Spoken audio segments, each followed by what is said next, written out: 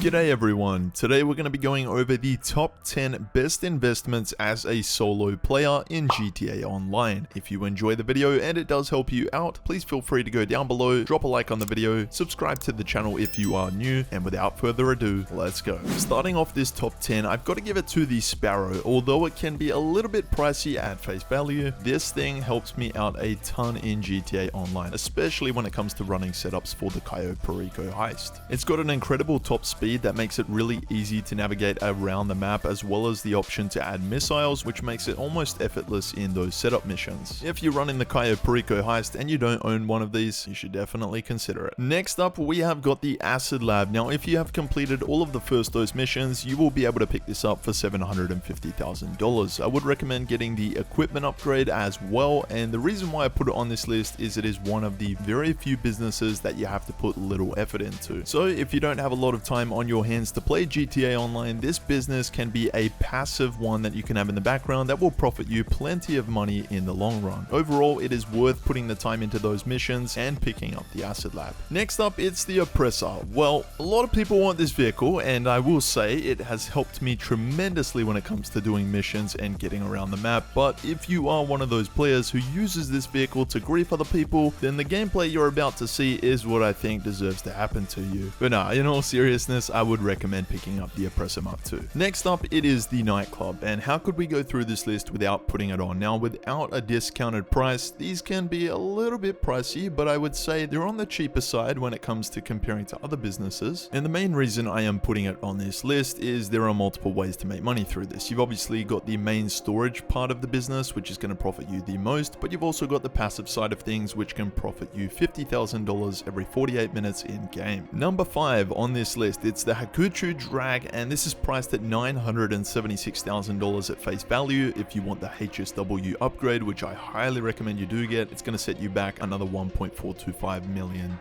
Two reasons why I recommend picking it up. One, you would have seen just there, we made $250,000 from a time trial. That you can earn every week in game, so you do earn money back from this bike. Now, number 2, this bike has incredible top speed, the handling is exceptional, and the braking is phenomenal. All around, this bike has helped me so much, especially in those setup missions for the Cluckenbell Farm Raid, and even just escaping on particular missions. Next up on this list, we have got the Salvage Yard, which at first it can be very expensive, but in the long run, you are going to make millions of dollars through this business. I recommend picking it up, as well as all of the extras, and you will be making maximum profits through multiple streams of income. One, you'll make a pretty penny off the tow truck business, which Yusuf will go ahead and salvage the parts in the background for you. This is then going to help you with your wall safe business, which can profit you $24,000 each day in the background. You've also got the Salvage Yard robberies, which can make you well over $1 million each week in the game, and in the long run, you'll earn back what you spent on buying the business in the first place. If you have completed the Fleecer job heist, this vehicle will cost you $525,000. It's none other than the Armored Kuruma. How could we forget about this vehicle? Now, it's been in the game for a very long time, and a lot of you guys will probably be thinking, Captain, there's a lot of better options out there. Reason why I still pick the Armored Kuruma is 1, it's cheap, especially if you're a new player in the game, and 2, you just don't die when you're in this vehicle. I find any mission I do, you can just use an automatic pistol or an SMG, shoot out through the front window, and you'll get the mission done really easily. Ah yes, the agency business in GTA Online. This has easily got to be my favorite business in the game, and it makes the top 10 list. You can pick these up for a fairly decent price. I would recommend getting the armory as well as accommodation and the vehicle workshop, but the armory is by far one of the best things to get, considering you can get body armor at any given time. As well, there is a free snack bowl. Oh yes, also special mention goes to the Virtue. I would recommend picking up one of those as well. Now, we all know this, the agency has more than enough ways of making money. However, if you are unfamiliar with the agency business, you will have a wall safe, which can profit you up to 20k each day. You've also got requested payphone hits through Franklin, which can make you a pretty penny, and earlier I showed you guys security contracts, and the most notable has got to be the Dr. Dre contract. This can make you $1 million